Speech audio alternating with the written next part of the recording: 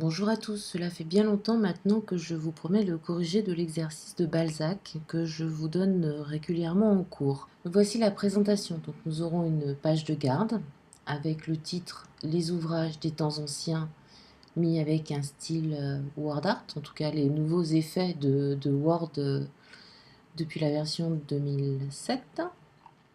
Ensuite nous allons réaliser une page de sommaire avec un en-tête.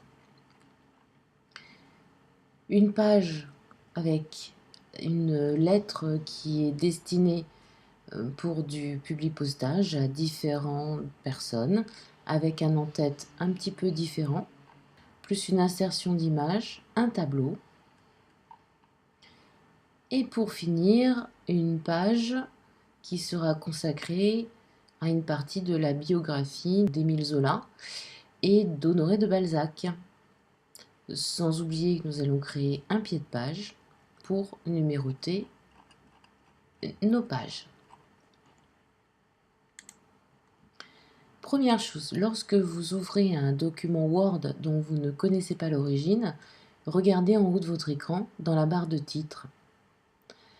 J'ai le message mode de compatibilité. Ça veut dire que ce document a été réalisé sur une version antérieure à celle qu'on utilise, vraisemblablement la version 2003.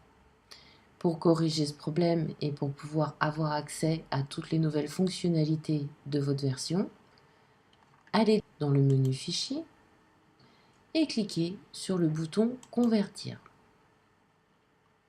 Un message vous informe qu'il va avoir quelques modifications par rapport aux versions précédentes. Dites OK.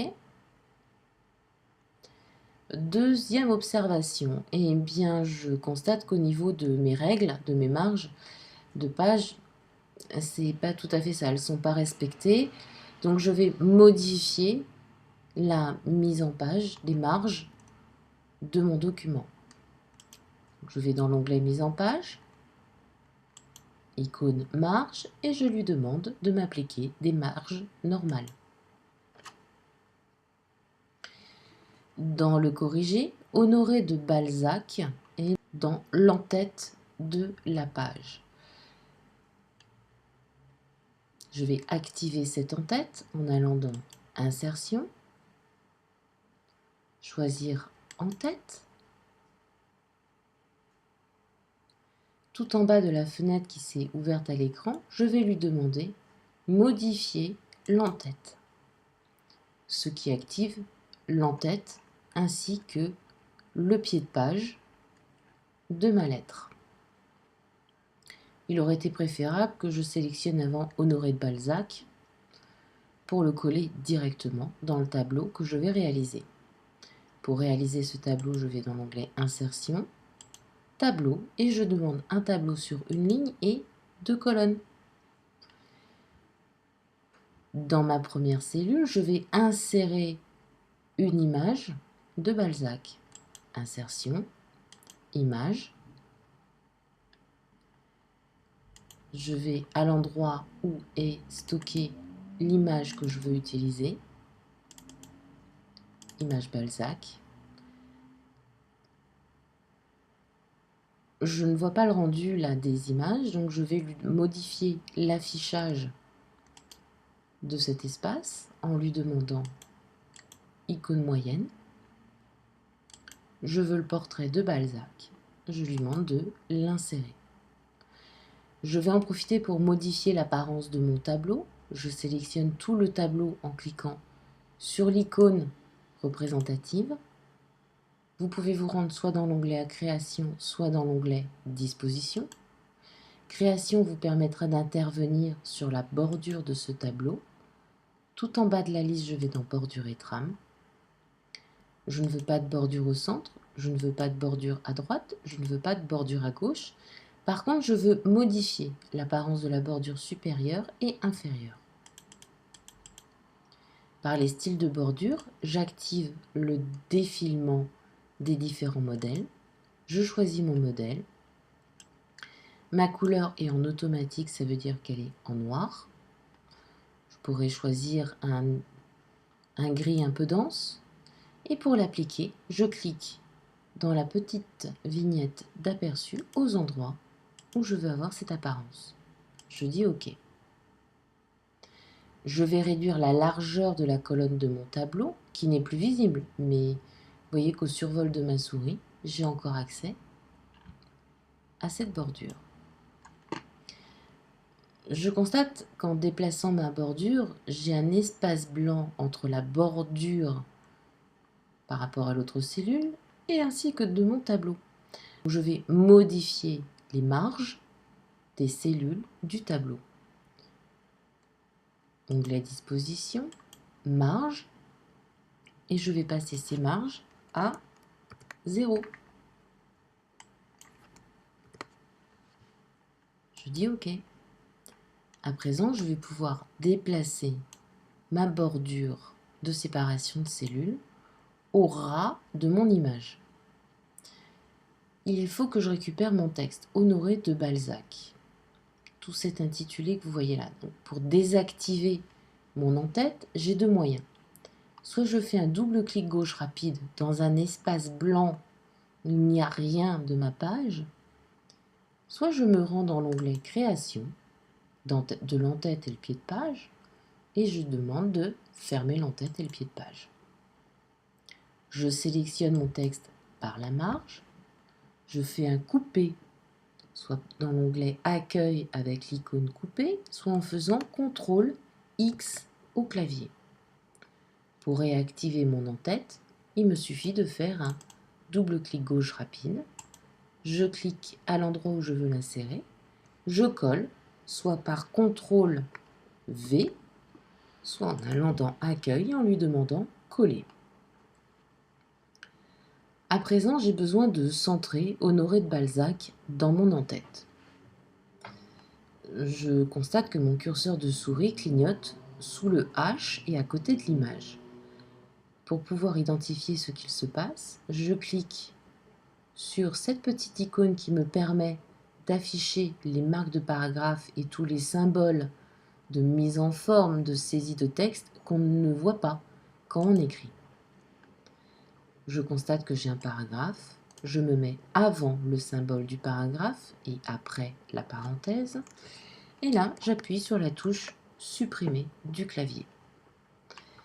À présent, je vais utiliser l'onglet Disposition du tableau et lui demander de centrer mon texte dans ma cellule. Au passage, j'en profite pour lui dire par l'onglet Création que mes pages paires et impaires sont différents puisque je vais avoir deux en-têtes différentes, ainsi que ma première page puisque je vais créer une première page. Là, on voit que mon en-tête a sauté, mais c'est pas grave, elle va se réactiver. Je ferme l'en-tête, je me mets à côté de l'adresse d'Honoré de Balzac, je me rends dans l'onglet Insertion et je clique sur Page vierge.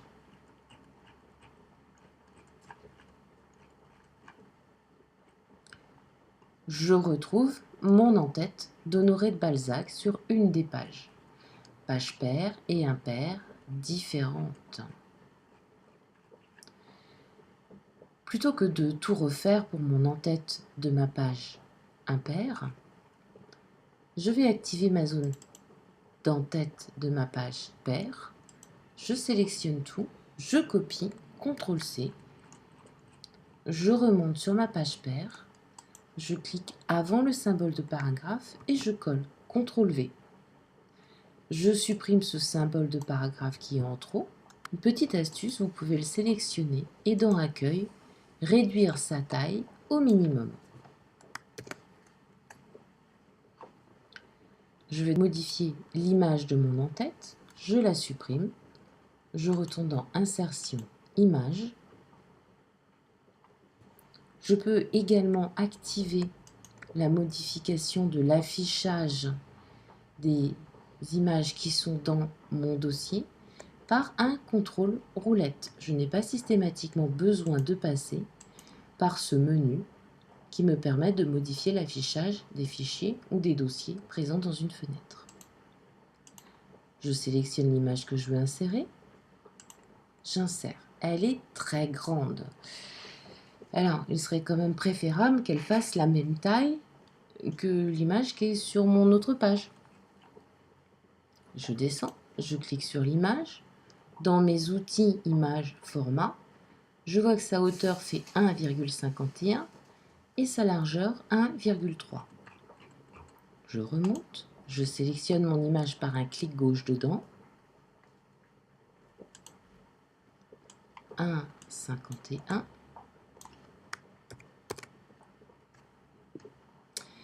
En appuyant sur Entrée, je constate qu'il change également ma valeur. En fait, ce que fait le logiciel, c'est qu'il applique une transformation proportionnelle.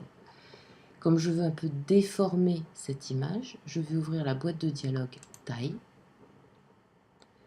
Je vais décocher proportionnel à l'image d'origine et conserver les proportions. Et je vais lui dire qu'elle fait 1,3. Je n'oublie pas de mettre un espace entre le 3 et le centimètre. Parfois, Word est un peu capricieux et il pourrait refuser votre modification. Et je dis OK.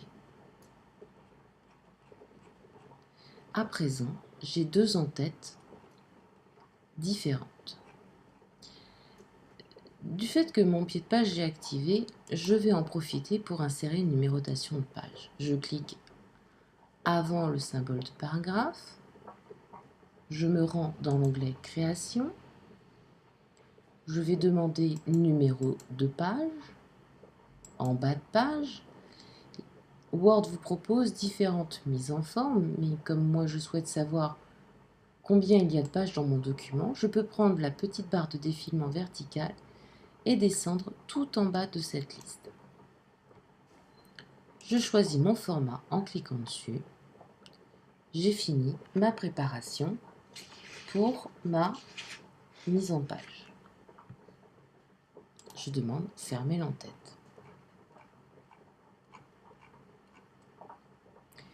Pendant que j'y suis, autant m'occuper de ma page de garde. Donc je vais faire plusieurs paragraphes et je vais saisir mon texte. Les ouvrages des temps anciens. Ce texte a une apparence un petit peu particulière. J'ai appliqué un effet WordArt. Donc je clique sur cette icône, je choisis mon modèle, je grossis fortement sa taille, je me permets de faire un retour à la ligne par majuscule enfoncé et une fois sur la touche Entrée. Je fais de même pour que le mot « les anciens » passe à la ligne du dessous. Personnellement, j'aime bien effacer le petit symbole de l'espace. À présent, je vais centrer tout ça dans ma page. Je peux choisir aussi de descendre encore mon texte en appuyant sur la touche Entrée pour créer des paragraphes. Le symbole que vous voyez ici, saut de page, a été créé automatiquement quand j'ai demandé d'insérer une page vierge. Quand vous demandez d'insérer une page vierge, faites attention à l'endroit où se trouve le curseur de votre souris. Le mien était avant le H d'Honoré de Balzac. C'est pour cela qu'il m'a affiché une page au-dessus. Maintenant, je vais m'occuper de la mise en forme de la première partie de cette lettre. On a pu constater qu'Honoré de Balzac ainsi que son adresse étaient dans un cartouche. Je ne vais pas pouvoir réaliser cette opération parce que ici, j'ai des symboles de paragraphe. Auparavant, il faut que je dise au logiciel que c'est un retour à la ligne. Je me mets avant le 4, j'appuie sur la touche d'effacement qui est au-dessus de la touche Entrée et là, je fais un retour à la ligne par majuscule Entrée. Je passe à la ligne du dessous avec les flèches de mon clavier, celles qui regardent vers moi. En général, elles sont à côté de votre pavé numérique. J'efface, retour à la ligne. Je sélectionne par la marge mes 3 lignes de texte. Je me rends dans mes bordures. Je vais par la petite flèche dans bordure et trame. Je demande une bordure avec une ombre. je choisis mon style de bordure et je demande de remplir ce paragraphe avec une trame de fond. Je choisis une couleur grise. Je fais bien attention d'être en paragraphe et non pas en texte, sinon cet aspect s'appliquerait uniquement au texte sélectionné. Et je dis OK. Arrivé à ce niveau-là, on peut constater que mon effet de paragraphe s'étend sur toute la largeur de ma page. Je sélectionne d'abord les éléments sur lesquels je veux intervenir et ensuite je déplace ce retrait. Je vais le placer à peu près à 5. J'aimerais que mon texte soit centré. Je le centre, mais j'aimerais aussi avoir une petite marge entre ma première ligne et ma dernière ligne. Je retourne dans mes bordures et trames. Cette fois, je vais dans les options et je demande qu'en haut, il y ait une marge de 4 points, ainsi qu'en bas. Je dis OK, je redis OK. Voilà qui est fait. J'ai quelque chose d'un petit peu plus harmonieux. Alors, je pourrais aussi choisir d'ajuster la largeur de ce paragraphe de telle façon à avoir une apparence à peu près homogène. Je vais à présent m'occuper de l'adresse de Monsieur Stendhal. Je réaffiche mes symboles, je constate qu'à chaque fois j'ai des paragraphes. Même chose, je me mets avant le C, j'efface pour remonter, je fais un retour à la ligne, flèche de déplacement vers le bas, j'efface, retour à la ligne, même chose pour Italie, j'efface, retour à la ligne. L'intérêt de faire ça, c'est qu'à présent, même sans sélectionner mon texte, je peux utiliser les outils de retrait qui se trouvent dans l'onglet Accueil et pousser l'ensemble de mon paragraphe. Je sélectionne le titre de Monsieur Stendhal par la marge et je le mets en gras. Pour la date, alors vous voyez la date d'aujourd'hui puisque j'ai fait une insertion automatique. Je vais supprimer cette date. Pour insérer une date de façon automatique, ce qui est très pratique dans des lettres types, rendez-vous dans l'onglet Insertion, Date et heure, choisissez votre modèle de format de date en cliquant dessus. Si vous souhaitez qu'elle soit mise automatiquement à jour, n'oubliez pas de cliquer sur cette case et dites OK.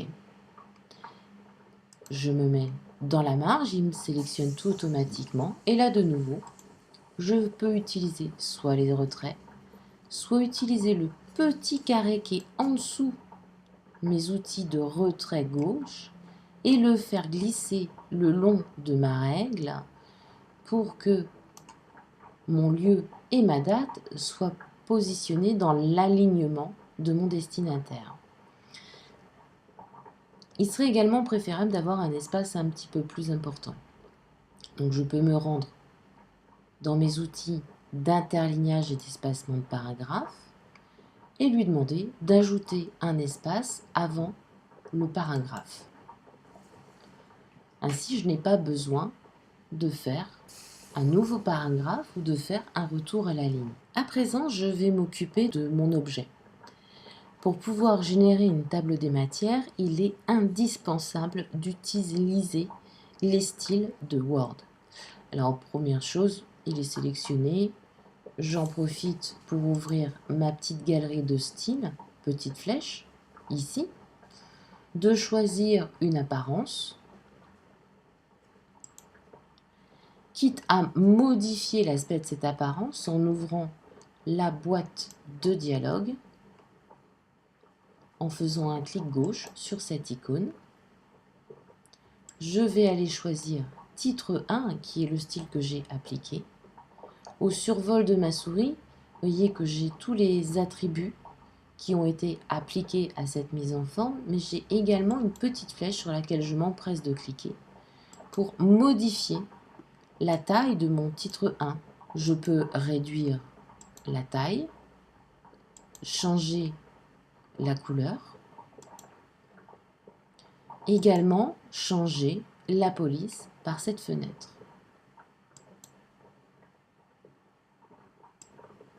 Je vais choisir la police Gabriola. Vous n'allez pas tarder à savoir pourquoi. Je vais me rendre dans le bouton Format. Je vais choisir Police. Donc, je vous rappelle que tous ces éléments qui sont présents dans cette liste de formats reviennent à ouvrir les boîtes de dialogue qui sont présentes dans votre ruban et vous permettent d'intervenir plus rapidement sur des options avancées. Donc je choisis Police. Je vais le mettre en gras. Je vais grossir quand même un peu sa taille, il est petit. Et je me rends dans Paramètres avancés. Jeu stylistique, je suis par défaut. Ici, vous avez toute une liste de valeurs. En fonction du chiffre que je choisis, je vais avoir un effet très différent. Je vous laisse découvrir cette fonctionnalité qui est intéressante mais qui ne fonctionne pas avec toutes les polices de votre ordinateur. Je dis OK. J'ai un aperçu du rendu et je redis OK. Je m'empresse à présent de corriger cette faute d'orthographe. Donc je pourrais, en faisant un clic droit dans le mot, la modifier.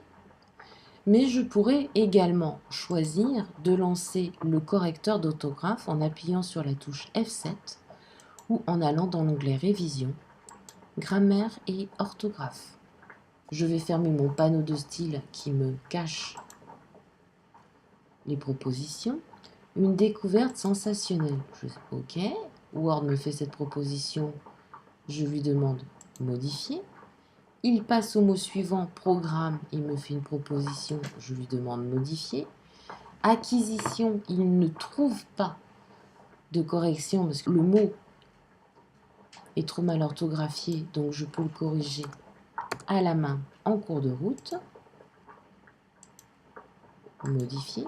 Difficulté, modifier. Exceptionnel, je modifie aussi. Possibilité, je modifie. Les lignes, il manque un S. Je choisis parmi les propositions qu'il me fait. Je lui demande modifier. Il me dit que la vérification d'orthographe est terminée.